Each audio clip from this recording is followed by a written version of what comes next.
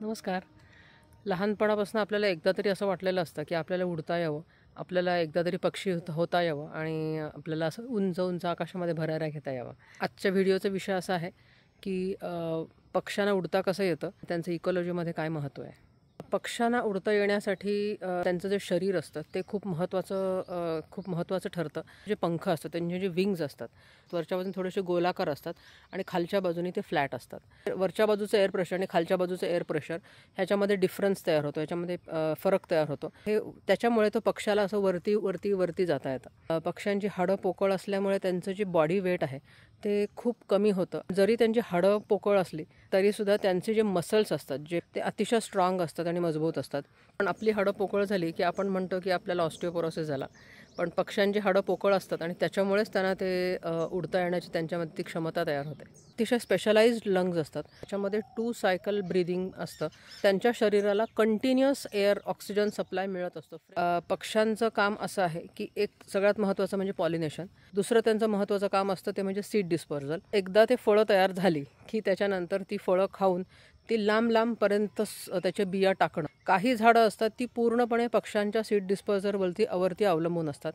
उदाहरणार्थ उंबर किंवा पिंपळ किंवा वड ही कौंडुळाचं झाड जे असतं त्याच्यामध्ये ती जी कौंडुळाचं जे ते फळ असतं ते दुसऱ्या कोणत्याही प्राण्याला उघडता येण्यासारखं नसतं, कारण त्याच्यावर खूप काटे असतात. पण पक्ष्याचं चोचीतल्या बाकी ते उघडता येतं आणि मग ते पक्षी त्याच्यातलं कौंडुळं खाऊन ती लांबपर्यंत त्याच्या बिया टाकतात. तर न्यूट्रियंट सायकलिंग हे काम करतात. काही पक्षी हे स्कॅव्हेंजर्स असतात. म्हणजे एखादा प्राणी मेला असेल, पक्षी मेला असेल तर त्याला त्याची चिरफाड करून ते स्वतः खातात. त्याचं डिस्पोजिंग ऑफ पटकन होतं.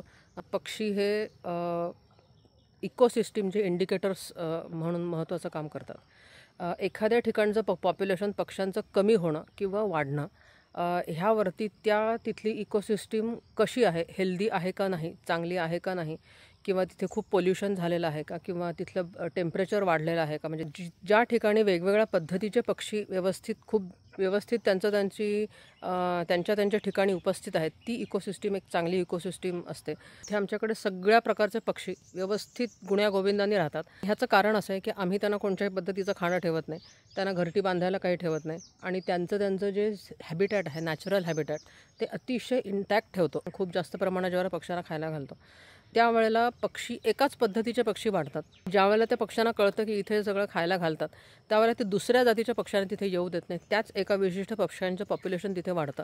हे असं होणं ही योग्य गोष्ट नाही आहे. पक्ष्यांना कोणतीही गोष्ट आयती देणं किंवा कोणालाही कोणतीही गोष्ट आयती देणं ही काही चांगली गोष्ट नाही.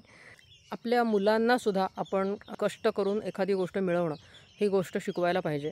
आपण जर का त्यांना सगळ्या गोष्टी सहज आणून दिल्या किंवा सहज जर का त्यांना अवेलेबल झाल्या तर आपली मुलंसुद्धा आयती होतात आणि मुलांनासुद्धा पुढे ज्यावेळेला स्ट्रगल करावं लागतं त्यावेळेला त्यांना ते करता येत नाही. आयती गोष्ट देणं कोणालाही ही त्याच्यामधून आपण त्या समोरच्या प्राणी किंवा जे काही माणूस किंवा आपली मुलं ह्या सगळ्यांना आपण त्याच्यातनं वीक बनवत असतो, आपल्यावर डिपेंडंट बनवत असतो आणि एक प्रकारचं अपंगत्व देत असतो. आणि हे अपंगत्व आपण कोणाला देणं ही गोष्ट योग्य आहे असं मला वाटत नाही.